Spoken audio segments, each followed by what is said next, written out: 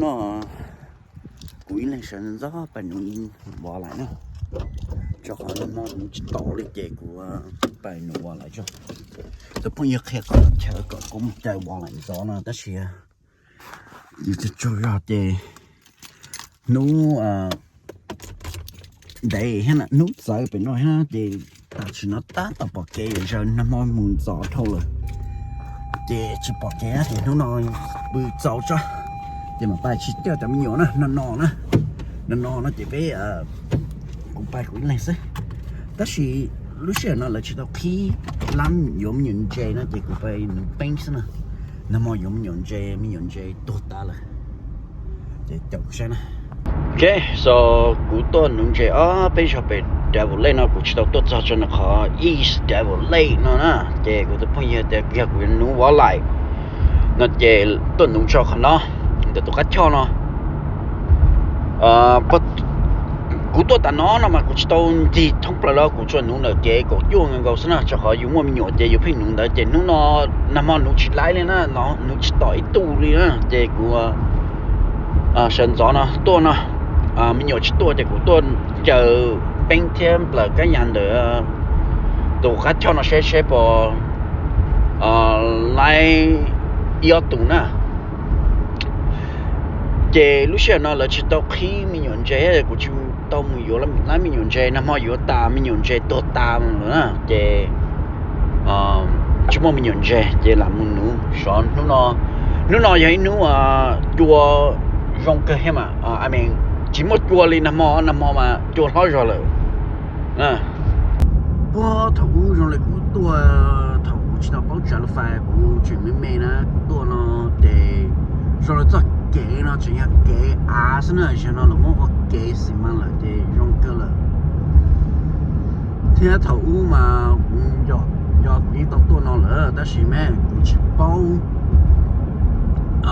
tua ta để là phải đến có chơi nhau cho cá chả hôm năm rồi nè thì cũng mình không có kể đâu thì còn nó là thì tông té cũng chỉ tàu tua lên bữa thầu của tôi ít rồi thầu chỉ yếu để lúc xưa nó bị sai rồi thì đồn chơi bên nó nè có chơi to nó mà lợi nhiều nhón mua nữa được cái tin nữa anh mình cho rock nó mà thầu chua nó nên ta nó mình chơi tua ta sẽ phải chống có chơi mà nó nè giờ cho chơi mua sushi đó chơi rồi lên chơi nhiều tôi nọ nó đua nó thì tôi sáng được nó trong đi chấm nhuận chơi họ nhớ hậu cho nó thì họ mà nó thì chẳng bao giờ tôi nung chơi lúc sau nó nhiều tia liền nữa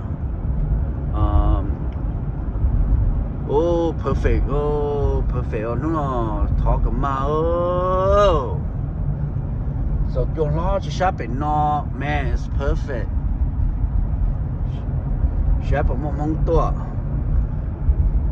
để tôi phun hiện giá cái cho tôi cắt chọc cho trên nụ để mà phải nụ tỏ thế ít mà lo lợi cho sắp nó sẽ trong đi chả của chào bỏ lại cho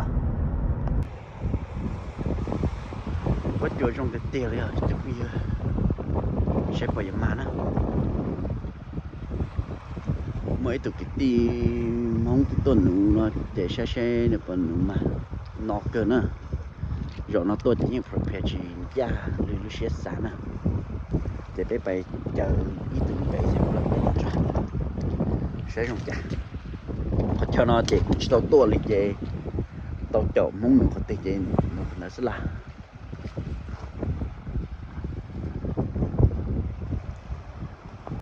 cái lưu sẽ nó thì nó bây giờ là tỏ đấy nè thì là sẽ mong nó sẽ nó đi cha bé cho cái tim mong là như chuyện chống cơ lên nè ta chỉ nói của ta nhớ tận Graham Island nè ta chọn con này ấy có chơi pub được rồi hay nên tôi cho cho mong bọn anh nhớ nó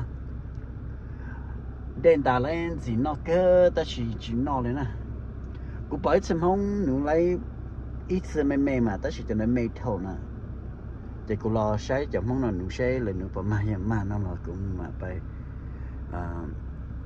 giờ là suy tính At the so long, finally, 炒来的 Big Mama.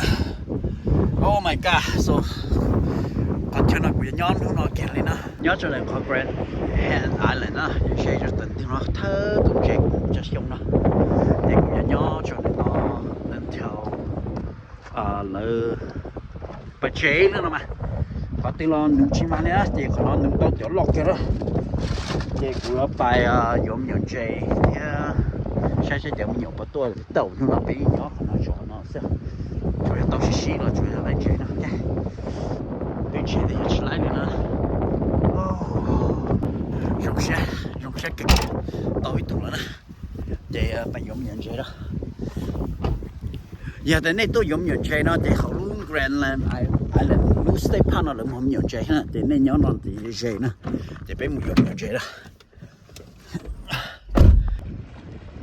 Chris, yeah, baby. Oh, a long day, baby. Finally, you got two. Let's see what you got. Oh.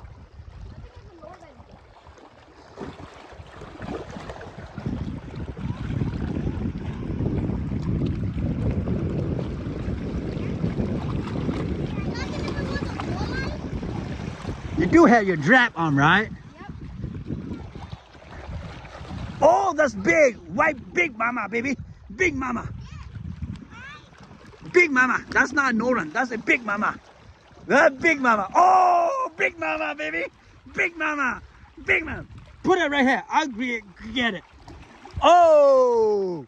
Come on. Tell me they come out, baby. Tell me they come out. Yes. Good. Oh. More fish. Oh, my God. This is Big Mama, baby. Big Mama. Yeah, let's go. Tell me they come out. Oh, good job. Hey, smash that thing, dude. Yeah, I'll focus on the middle. Yeah, smash that thing. Okay, let's go. Whoa, Chris, keep focus. You guys go down there. Yeah, why would you guys follow me to yeah. Why you guys go do that, huh? Let's go. Let's put momentum. Maybe. Oh, my boy is hot. On fire. I don't think the dog pretty cold today. I think they're pretty big. Hey, it's okay. Be merciful, okay? That's a Big Mama too, I bet. Oh, walleye would even be better. Can this be my walleye? No, that's a white bass. I think they going after minnow. I think we might have to do that.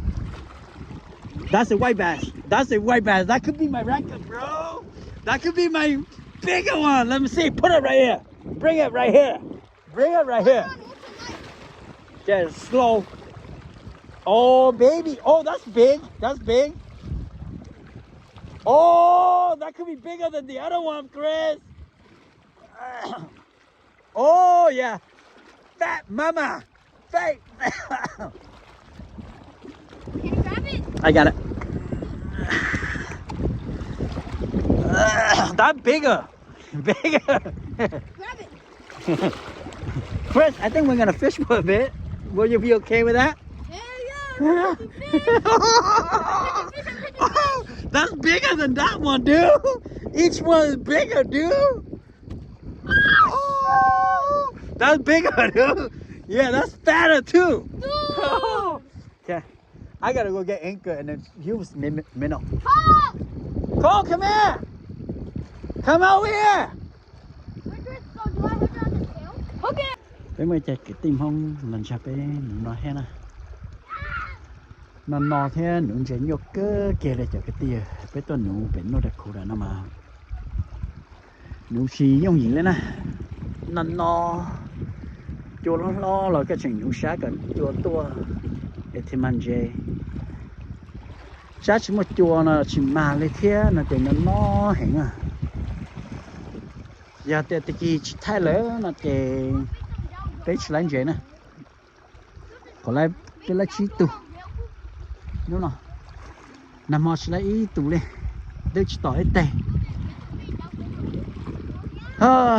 tuần nấu lúa gì thì nó nhột cái kia nè chẳng phải gì nè giờ thì sát thì chỉ một chùa chỉ xí bị thông bờ xứ xí bị đau hết